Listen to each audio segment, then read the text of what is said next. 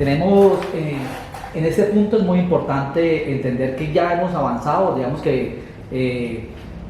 dependiendo de la entrevista que hayamos elegido, estamos ya con nuestro entrevistado, pero es vital que durante ese desarrollo, que a veces puede ser un tiempo más largo, más corto, dependiendo del tipo de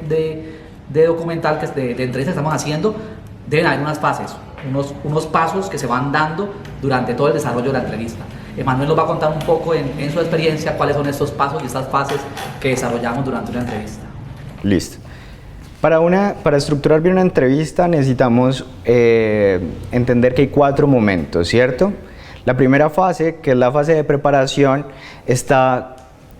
totalmente orientada a buscar la información, o sea, hacer el ejercicio de investigación, y en ese ejercicio de investigación no solo se entiende bien el tema, o sea, nosotros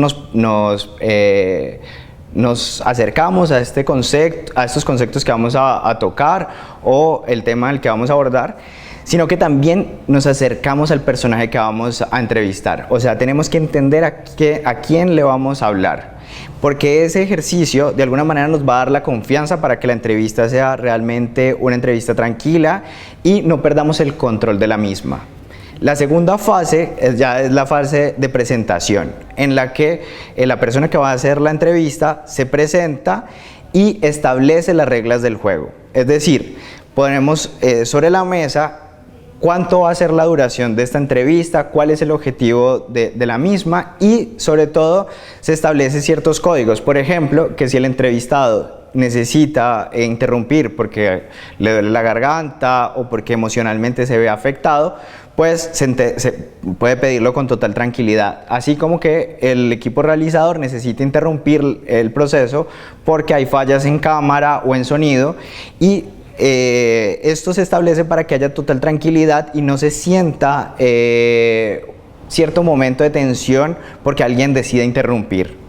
¿De acuerdo? Y el tercer momento es el momento del desarrollo de la entrevista, ese momento en el que nosotros ya estamos realizando las preguntas fundamentales. Estas preguntas van a exigir de nosotros un ejercicio muy complejo, y es estar atentos a las preguntas y los temas que probablemente vamos a tener en un papel y que debemos estudiar previamente en el ejercicio de preparación, en la fase 1,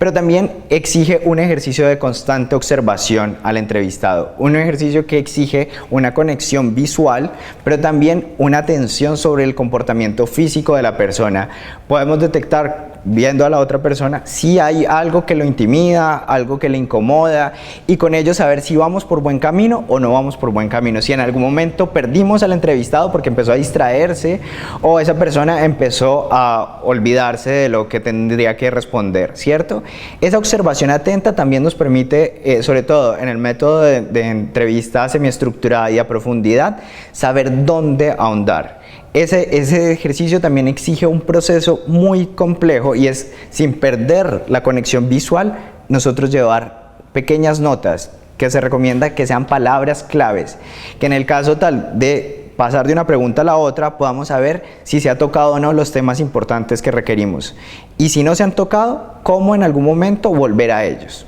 Finalmente, la cuarta fase es la fase de cierre,